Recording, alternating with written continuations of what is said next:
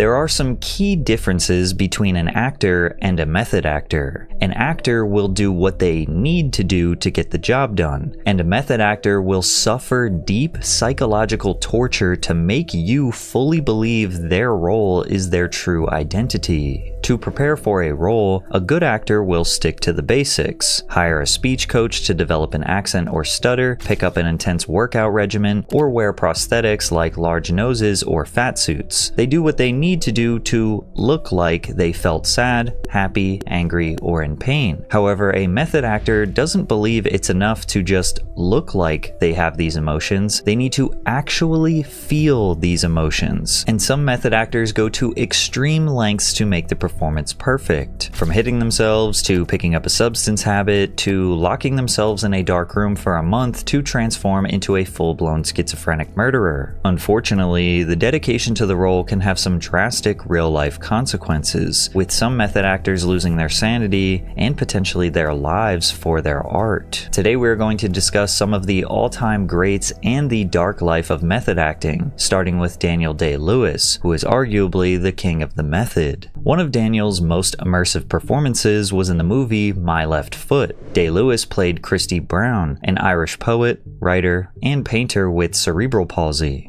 Yeah, I know what age that's 10-year-old, same age as me. Don't give him any more. Well, Steve Cronkite told me. Touch it and I'll kick you, the only part of your... To prepare for this role, Day-Lewis spent most of his free time with kids suffering from cerebral palsy. He wanted to try his best to understand how they struggled and how they felt judged. By the time he arrived on set, Daniel Day-Lewis was completely immersed in his disabled character, and he wouldn't break character for anyone. Daniel's co-star Kristen Sheridan found it almost unbearable. He'd call you by your film name and you'd call him Christy. It was madness. You'd be feeding him and wheeling him around. During the entire film, I only saw him walking once. Lewis's madness would pay off, as this role earned him his first Oscar for Best Actor a year later. However, this was not the end of method acting for Daniel Day-Lewis. He would continue to go to extreme lengths to embody these characters he was hired to portray, focusing on the smallest details that some might argue are not even necessary. For example, in his role as John Proctor in The Crucible, Day-Lewis built a 17th century house for himself only using mid-century tools. He built the rest of the set while remaining in costume the entire time, and he even lived in this replica home without running water or electricity for the duration of the film. As Hawkeye in The Last of the Mohicans, Day-Lewis would not eat anything unless he hunted it down himself in the Alabama wilderness. To Daniel Day-Lewis, method acting isn't really a choice. If he is not able to be a part of his character's world, he believes he won't be able to act at all. I can't say for sure that it necessarily helps me or helps what I'm doing, but I believe that it does. I have a strong belief that it does, and that's all that matters. Yeah, that's all that matters. And beyond that, Charlie, I'd say that it's as much to do with this whole thing. There's the beginning of this, the life of any individual piece of work begins with a compulsion of some kind. And writing, necessarily acting, you share directing. That with the director, otherwise you might as well stay at home. You have a shared sense of urgency to tell that story. And this unleashes a curiosity that is very hard to satisfy. And that curiosity leads you into all kinds of strange and unknown places. It really seems to me to be part of the pleasure of that work. You explore that world, you discover it, you create it to some extent yourself. Why the hell not hang around there for a while? By hanging around in these made-up worlds he created, Daniel has helped make some of the greatest movies in history, like Gangs of New York with Martin Scorsese, or Paul Thomas Anderson's There Will Be Blood. Louder! Say it louder! I've abandoned my child! I've abandoned my child! I've abandoned my boy! Although his approach to method acting has made him an industry legend, Day-Lewis's creative process takes an unimaginable toll on his health and well-being. Between films, he's known to disappear for months or years before taking on another role, usually refusing to share what he's been doing during that time. He feels that the method is probably necessary for his acting. However, in his rare interviews, he has said that performing can be taxing, and it forces him to take breaks to stay grounded. The way in which I I'm able to enjoy the work most seems to mean that I then have to stay away from it for a while. What Daniel Day-Lewis is describing is a common feeling among method actors. He was just lucky enough to strike a balance where he could always find himself again. Although for some actors, removing themselves from a role isn't so easy. Like when Jim Carrey basically lost his sanity and truly believed he was possessed by a dead artist named Andy Kaufman. But real quick, if you're busy but still want to eat real, high-quality meals without cooking or meal prep, Cook Unity is the way to go, and I want to thank them for sponsoring today's video. Cook Unity is a chef-to-you meal delivery service that brings fresh, handmade meals from award-winning chefs right to your door. Each week, these chefs craft hundreds of globally inspired meals, from vegetarian to paleo and everything in between. Meals are delivered fresh,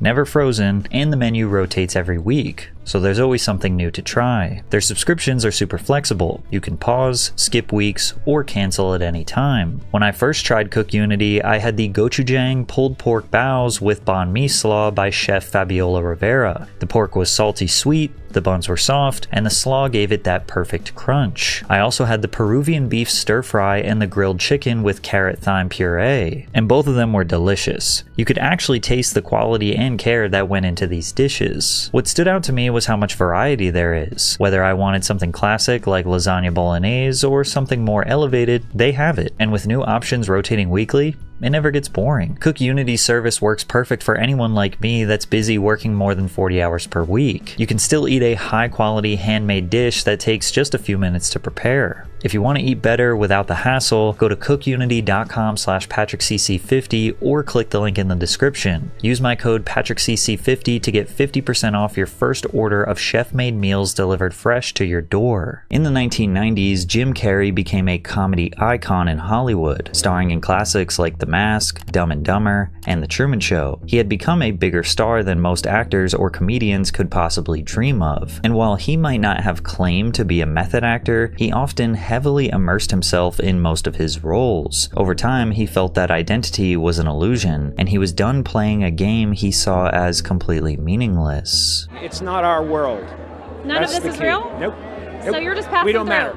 We don't matter. Oh. In fact, there was one specific role that made Carrey realize he lost his sense of self, which was during the film Man on the Moon, a biopic about his idol, performance artist Andy Kaufman. I don't know if you call it method acting or whatever. It's like he was gonna channel Andy Kaufman. He became Andy Kaufman for these 80 days that he was on the set we were filming this movie. Calling Andy Kaufman a comedian feels like an oversimplification. He was an enigma. His entire career was basically an experiment in how far he could blur the lines between comedy, performance art, and real life. During one of his comedy sets, Kaufman started reading The Great Gatsby verbatim. No jokes, just reading it straight. When people started leaving or booing, he kept going. Totally deadpan, treating it as an actual performance. Andy even started wrestling women at his comedy shows. He'd trash talk women, say they belonged in the kitchen, and challenge them to real matches. He even created alter egos that became famous in pop culture. The most prominent one was irreverent lounge singer Tony Clifton. The character was a chronic smoker and drinker who would show up at random events or television shoots with prostitutes. To add to this confusing performance art, Andy Kaufman's longtime friend Bob Zmuda would often play Tony Clifton, making some people believe Clifton was a real person since Andy and Clifton would be in the same room at once. Kaufman also loved professional wrestling, mostly because of the art of kayfabe, which is the established practice where wrestlers and their storylines are presented as real even though they are staged performances. Kaufman's rivalry with Jerry Lawler was one that brought professional wrestling into the mainstream. Their commitment to kayfabe was so legendary that it made audiences believe they genuinely hated each other. After one fight with Lawler in the ring, Andy Kaufman spent 3 nights in the hospital, but he wasn't actually hurt badly. He could have left in a few hours. He committed to his fake injury to make their next stunt more shocking. Kaufman showed up to an interview with David Letterman wearing a neck brace. Then the two traded insults before Lawler slapped Kaufman and they broke out into a fight in front of a live studio audience. Now remember, Lawler and Kaufman were acting. They were actually friends in real life. Kaufman's performances confused people so much that when he died from lung cancer in 1984, a lot of fans believed his own funeral funeral was just another prank. But Lawler and Kaufman remained so committed to their art that when Andy Kaufman died in real life, Lawler still remained in kayfabe. But really, I am not, I've had calls all week ever since Andy Kaufman did pass away. I've had calls from TV stations all across the country wanting to know my comments about Andy Kaufman's death. I'm really the wrong person to talk to about that. I didn't like Andy Kaufman. Andy Kaufman didn't like me.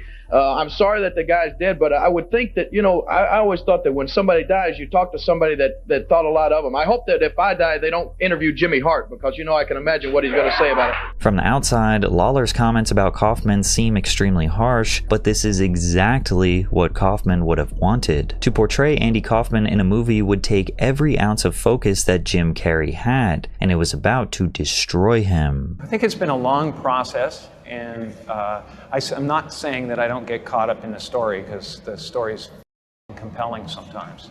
But it was definitely an important moment in the process where I found myself subjugating Jim Carrey for Andy Kaufman and Tony Clifton, and then at the end of it looking for Jim Carrey again and having trouble finding him. And at a certain point, I realized, hey, wait a second, if it's so easy to lose Jim Carrey, who the hell is Jim Carrey? Carrey lost his identity before the cameras even started rolling. He recalls lounging on a Malibu beach when he heard he got the part. After the news set in, Carrey looked at the ocean and thought, where would Andy be? What would he be doing right now? He actually assumed Andy would be trying to communicate telepathically, so he tried to. Immediately, he says 30 or so dolphins surfaced, and then Andy showed up, tapped him on the shoulder, and said, sit down, I'll be doing my movie. What happened afterwards, Carrey adds, was out of my control. To Jim Carrey, Andy Kaufman wasn't just another role. He was everything Carrey admired as a human being and an artist. By the time production started for Man on the Moon in the late 90s, Carrey fully believed that Andy Kaufman had a paranormal control over his mind and body. I didn't black out, but the balance was way in Andy's corner. I broke a couple of times on weekends and stuff, but pretty much from when I woke up to when I went to bed, the choices were all his. Some of Carrey's methods were simple. He only responded when people called him Andy, and he behaved like him at all times. Impression, John can kill me.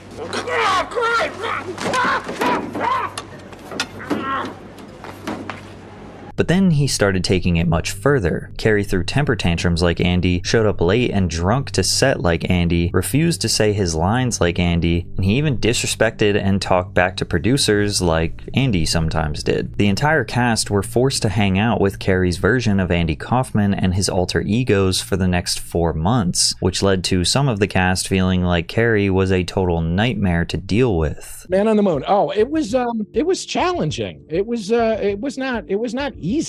He was great, but it was tricky, because it was sometimes hard to just kind of fit yourself around what he was doing. What was going on off camera was more insane than the actual movie. So it's Jim Carrey playing Andy Kaufman, who's playing Tony Clifton? Tony Clifton, yeah. So it was like, whenever he was Tony Clifton, it was particularly mayhem. Yeah, browbeating everybody, and he was walking around with stinky cheese in his pockets, and he was smearing stinky cheese on people. When he'd hug you, he'd be like, give me a hug, give me a hug. And he would he's stinking. Who pushed back the hardest? Who said, get the f*** off me?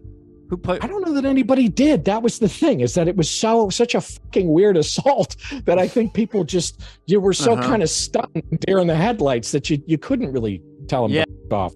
We're just like, okay. Because it was just sort of, it just occupied the whole room. Jim was so unbearable that Universal refused to let the behind-the-scenes footage get released because they didn't want the world to think that Jim Carrey was an asshole. The very first time I saw him, we're on the set of Universal Studios, and all of a sudden I see, bam! This big glass bottle of juice or orange juice or something comes flying through the air, almost hits me, and I'm like, what the heck? And I look over, and there's Jim Carrey, dressed as Andy Kaufman. He says, I'll get you, Lawler! And then he runs inside the trailer. On more than one occasion, Carrey actually hung out with Andy's real family on the set while portraying their deceased son, providing anyone still grieving Andy's loss with closure. He even got in contact with Andy Kaufman's daughter, who never met him, to give her the chance to say, I love you. Luckily, the family was supportive of this, with Kaufman's sister saying, he wasn't being shticky when he was being Andy with us. He was almost trying to give us a gift. At the time, Jim's performance was controversial. Critics, cast, and crew were unsure if Jim was just doing what was necessary to accurately, artistically represent Andy Kaufman, or if he was just kind of being a dick. Unfortunately, Jim Carrey is far from the only actor to push things a bit too far. Some actors embracing the method lose control almost entirely, creating performances that cause serious harm, like when Val Kilmer decided to transform into the Lizard King of rock and roll and was accused of giving a young actress lifelong trauma. Val Kilmer was one of the most famous action movie stars in the business, starring in massive hits like Top Gun and Tombstone, but nothing could have prepared Kilmer for his role as Jim Morrison. Morrison was the frontman of The Doors, a 1960s band fueled by sex, drugs, and rock and roll. But like a lot of artists at the time, the drugs got the best of him, and he always had a difficulty holding it together. I'd like to do a song that, or a piece of music that's just a pure expression of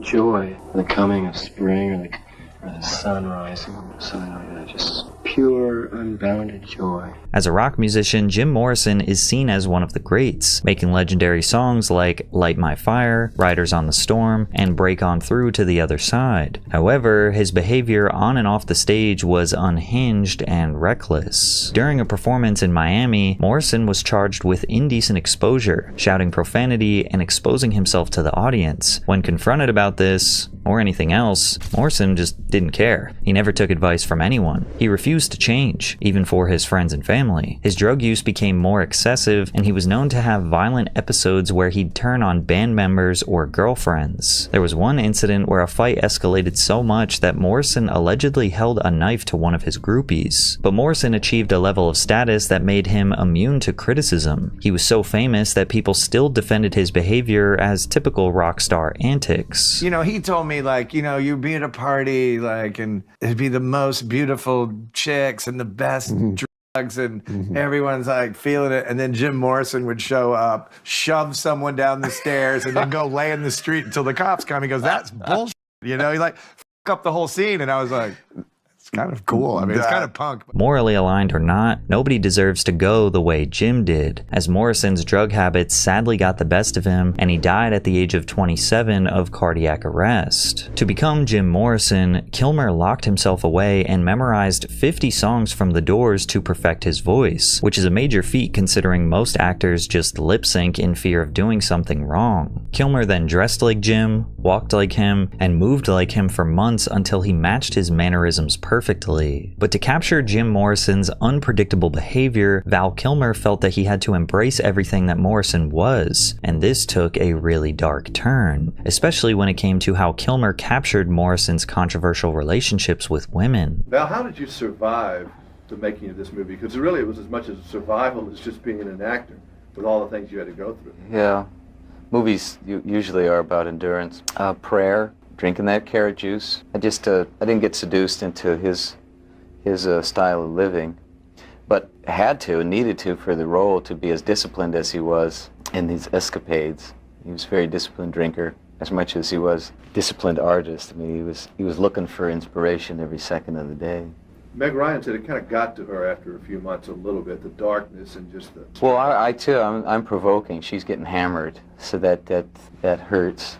You know, as much as it hurt to do it, it hurts to be on the, you know, someone calls you 20 years, you start flinching. In the wake of the Me Too movement, former actress Caitlin O'Heaney made some serious allegations about her experience auditioning for the role, saying Val Kilmer physically assaulted her while everyone around stood and watched it like it was normal. During the audition, Kilmer unexpectedly struck me in the face and knocked me to the ground. When I got to the room, Val Kilmer picked me up and shaked me, throwing me down to the floor. Stone just stood there the whole time, laughing. Some of the crew have rejected O'Heaney's claims, like casting director Bramon Garcia, who said O'Heaney and all other actresses were warned that they would be reading a volatile scene that could result in physical contact. I remember there was a moment Val pinned her to the wall, all part of the scene, she explained, adding that she immediately stopped the scene before it got carried away. But others still see it as suspicious considering O'Heaney went to the police right after the incident, making a formal report, and the fact that Stone and Kilmer reached a settlement settlement outside of court makes things a little more suspicious. Because of his dedication to the immersive performance, rumors have circulated that Kilmer needed therapy after the role, and if this happens to be true, he's not alone. Replacing one identity for another, especially for long periods of time, often has a price. There's actually a science behind why people have trouble finding their sense of self after becoming another person. In a study called Becoming a Character: Dissociation in Conservatory Acting Students, psychologists attempted to discover the impacts of method acting and what it does to the human brain, using the Dissociative Experiences Scale, DES-2, measuring the disconnect between the mind and reality. Giving the test to actors before and after 6 months of training, doctors found that, although no significant changes occurred over time, acting students scored significantly higher than the general population on the DES-2, showing traits that psychologists find when looking for psychopathy. And while this doesn't mean actors are psychopaths, it does mean they are entering a sort of flow state that can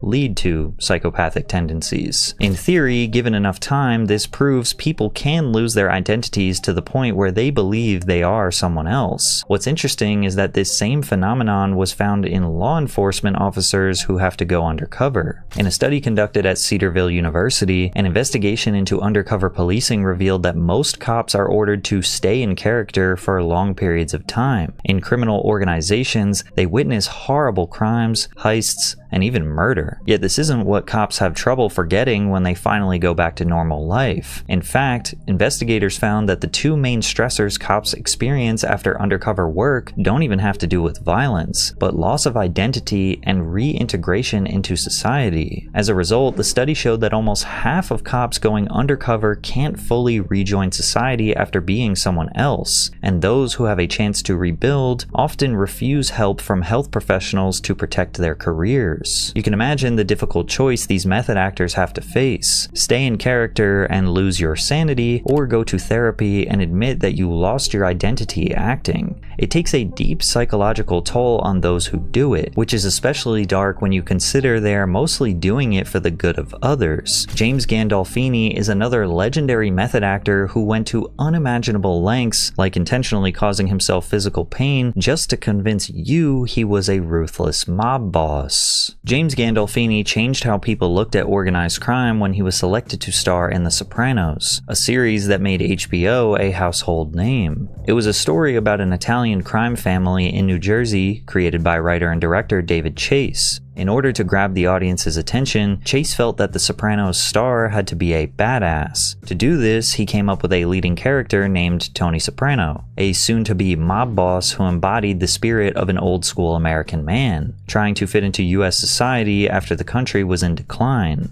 When James Gandolfini auditioned for the role, it was love at first sight. He left in the middle of the first audition, Chase recalled, but we thought he was great. So our casting directors got him to come to my house and he read the scene. And it was like, you know, bang. But Chase had no idea what lengths the actor would go to bring Tony Soprano to life. James Gandolfini's co-star Michael Imperioli, who played Tony's nephew, Christopher Moltisanti, described his first real experience with James' method in an interview on the Joe Rogan Experience. Like anything, you start to see what you have, like what are these actors bringing, you know, what are they playing to their strengths and what kind of qualities they're bringing to it.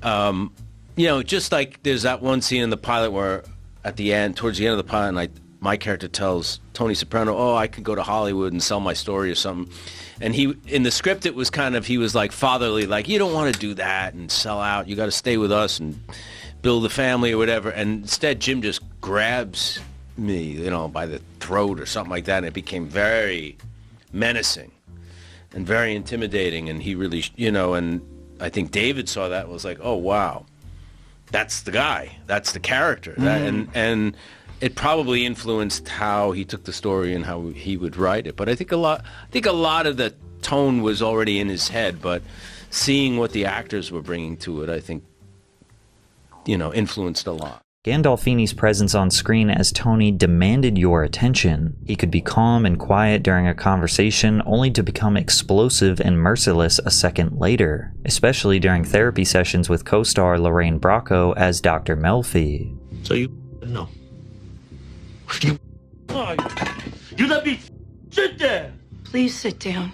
How the f am I supposed to trust you? You're my doctor. Please sit down, you're scaring me. You've been drinking. Didn't you help her? Sometimes you can't. I bet you charged her enough, didn't you, huh?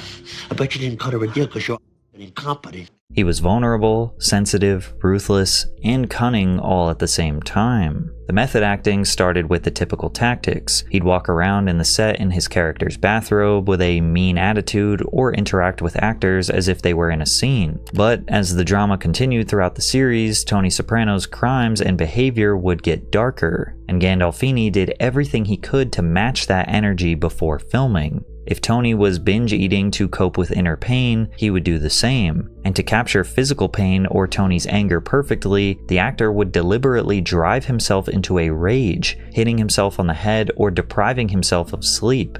"Drink 6 cups of coffee," he said, describing his technique, or just walk around with a rock in your shoe. It's silly, but it works. In an HBO documentary about The Sopranos titled Wise Guy, David Chase and The Sopranos, Michael Imperioli describes the real Gandolfini saying, "He was very different than Tony Soprano. He was very laid back, he wore Birkenstocks and liked Green Day and AC/DC. What's funny is that a lot of fans look at Tony Soprano as kind of a role model, which is very scary in a lot of ways. He probably felt that, people thinking he's Tony Soprano and he's not." To adapt, Gandolfini's method acting evolved to the point where he would do anything to make his acting believable, even if it had real-life consequences. James Gandolfini had on and off issues with substance abuse before The Sopranos started. He would drink heavily and was known to smoke constantly. Portraying Tony made things worse. Gandolfini had lost control, often being late to work high on that booger sugar or extremely drunk. HBO's chairman and CEO at the time, Chris Albrecht, talked about the chaos, saying, "Eventually the cast and crew tried to have an intervention with the actor. He walked in, saw everyone sitting there and was like, 'Oh, F this,' and he walked out." Albrecht recalled that Gandolfini said, "Fire me." The method would continue to destroy Gandolfini inside and out. It's hard to definitively say that method acting was the main cause, but the stress obviously leaked into Gandolfini's personal life. In 2002, his addiction got so bad that his wife filed for divorce. 3 years later, he failed to appear for the Golden Globes as a presenter, where he was later found severely drunk and making snow angels in front of his hotel, even though there wasn't any snow on the concrete beneath him. Any fan of The Sopranos can't deny that James Gandolfini's method acting was great, and the HBO masterpiece would have never grown into a billion-dollar asset without Tony Soprano as the main character. But it also showed that putting 110% dedication into a role can tear your real life apart. But whenever the topic of method acting comes up, there is a role that must be included in the conversation, and that is Heath Ledger's Joker in The Dark Knight, which is easily one of the greatest method acting performances in Hollywood history, one that many suspect actually led to Ledger's early death. Heath Ledger was becoming a major Hollywood star, acting in well-known films like 10 Things I Hate About You, The Patriot,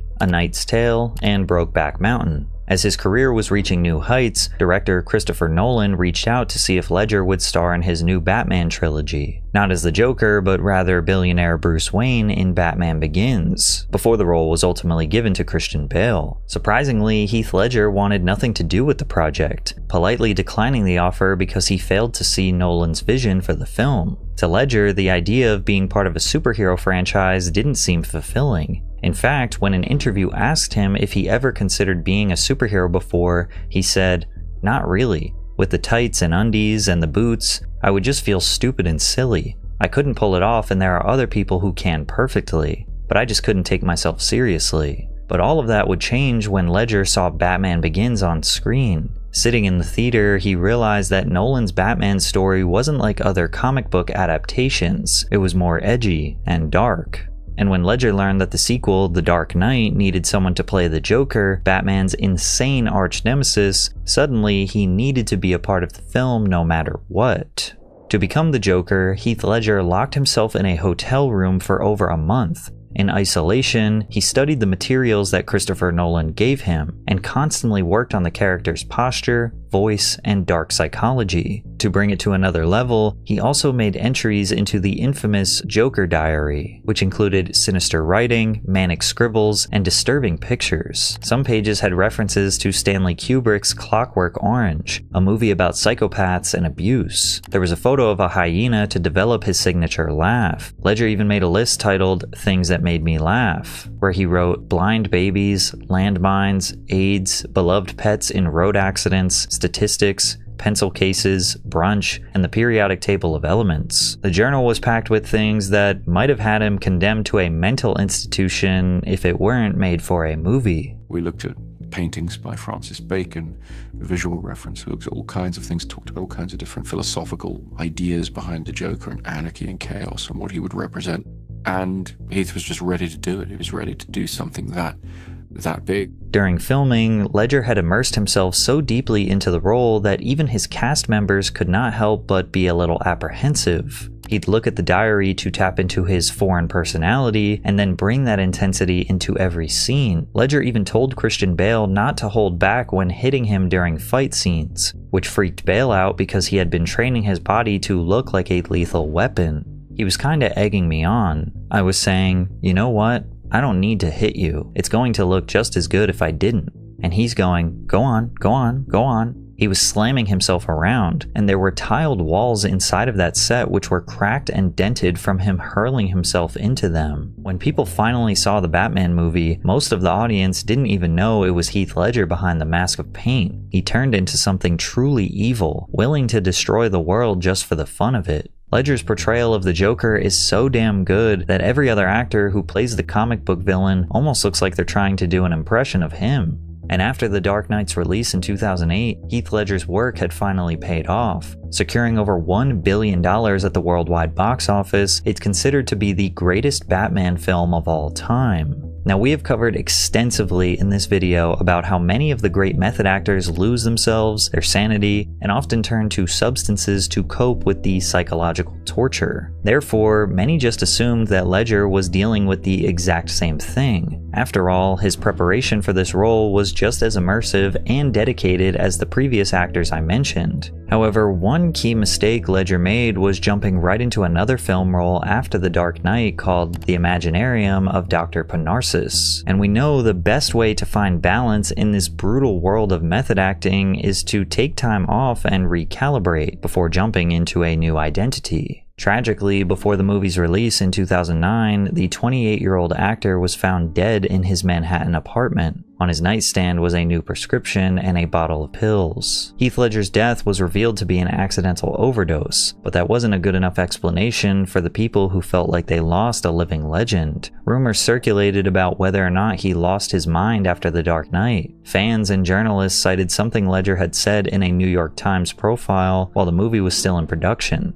It is a physically and mentally draining role. Nolan's Joker is a psychopathic, mass-murdering, schizophrenic clown with zero empathy. This rumor became fact in the court of public opinion that the Joker role killed Heath Ledger. However, the truth was Ledger had been dealing with insomnia years before the Batman trilogy existed. To try and sleep, Ledger would take a lethal cocktail of prescription medications including Oxycontin, Vicodin, Valium, Xanax, Unisom, and Risterol. Heath's own sister reportedly told him in private, "You can't mix drugs that you don't know anything about." Today, people debate whether or not Ledger would still be with us if he did not take on the role as the Joker. Now, I'm no doctor or medical professional, so we can't definitively say that this role was the reason for his early passing, but because of what we know about the deep psychological ramifications of method acting, combined with a toxic combination of prescription pills, it was a tragic disaster waiting to happen.